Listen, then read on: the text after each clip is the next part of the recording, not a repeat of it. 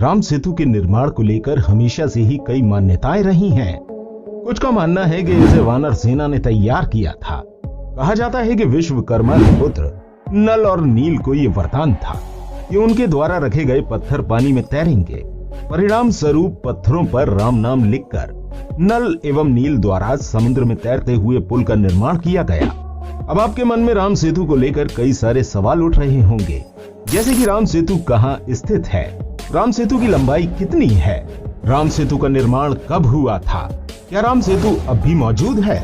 नमस्कार दोस्तों, आप सभी का स्वागत है द हाउस ऑफ फैक्ट्स में, और आज हम इन्हीं कुछ सवालों के जवाब इस वीडियो के द्वारा देने वाले हैं। नंबर 1, राम सेतु एक ऐसा पुल है जो भारत और उसके पड़ोसी देश श्रीलंका को समुद्री मार्ग द्वारा एक दूसरे से जोड़ता है। राम सेतु पुल की शुरुआत तमिलनाडु के रामेश्वरम द्वीप से होती है। रामेश्वरम के धनुषकोडी में पंबन ब्रिज की नोक से शुरू होकर राम सेतु श्रीलंका के मन्नार द्वीप में समाप्त होती है। इस प्रकार राम सेतु मार्ग भारत और श्रीलंका को समुद्री मार्ग से जोड़ता है। नंबर 2, अमेरिकी अंतरिक्ष अनुसंधान केंद्र नासा के मुताबिक राम सेतु की लंबाई 48 किलोमीटर है, जबकि इसकी चौड़ाई 3 किलोमीटर के लगभग है। हालांकि कुछ अन्य आंकड़ों के मुताबिक राम सेतु की लंबाई 50 किलोमीटर तक मानी जाती है, लेकिन नासा द्वारा प्रमाणित साक्ष्यों के आधार पर इसे 48 किलोमीटर ही माना जाता है। रामेश्वरम द्वीप से शुरू होकर श्रीलंका के मन्नार द्वीप में समाप्त होने वाला राम सेतु ब्रिज समुद्र में कुछ स्थानों पर 3 फीट गहराई पर है, तो कुछ स्थानों पर 30 फीट की गहराई पर स्थित है। राम सेतु पूरी तरह से समुद्र के भीतर डूबा हुआ है। यही कारण है कि ये सीधे तरीके से दिखाई नहीं देता। हालांकि सैटेलाइट और गूगल मैप के माध्यम से इसे देखा जा सकता है। नंबर 3, शुरू से ही राम सेतु की मौजूदगी पर कई सवाल उठाए जा रहे थे। हालांकि नासा के द्वारा किए गए शोधों के बाद इन सारे सवालों के जवाब मिल गए।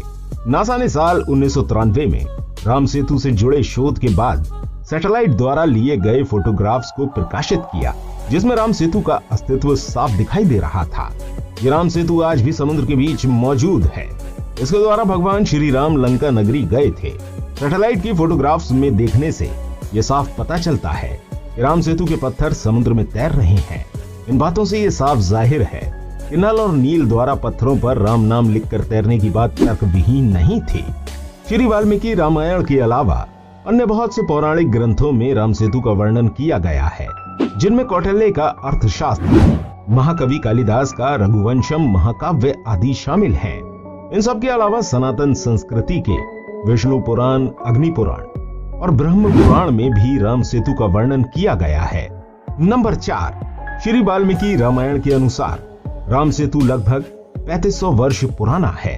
हालांकि कुछ लोग इसे 7000 साल पुराना भी मानते हैं।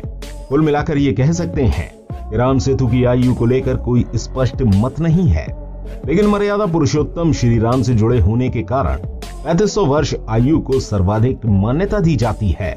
राम सेतु से जुड़े हुए बहुत से शोध हुए और बहुत से होते रहे हैं, जिनके मुताबिक ये माना जाता है कि 10वीं शताब्दी से 15वीं शताब्दी के आसपास तक राम सेतु के माध्यम से रामेश्वरम से श्रीलंका के मन्नार द्वीप तक जाया जा सकता था। लेकिन 1480 में आए हुए समुद्री तूफान के कारण ये राम सेतु काफी क्षतिग्रस्त हो गया और समुद्र के जल स्तर में बढ़ाव के कारण गहराई में चला गया। नंबर 5, नल, नील और वानर सेना द्वारा राम सेतु का निर्माण महज 5 दिनों में किया गया था। वैज्ञानिक मानते हैं कि राम सेतु ब्रिज में लगे पत्थरों की उत्पत्ति लावा विस्फोट से हुई थी, क्योंकि आज भी सैटेलाइट में देखने पर ये पत्थर तैरते दिखाई देते हैं।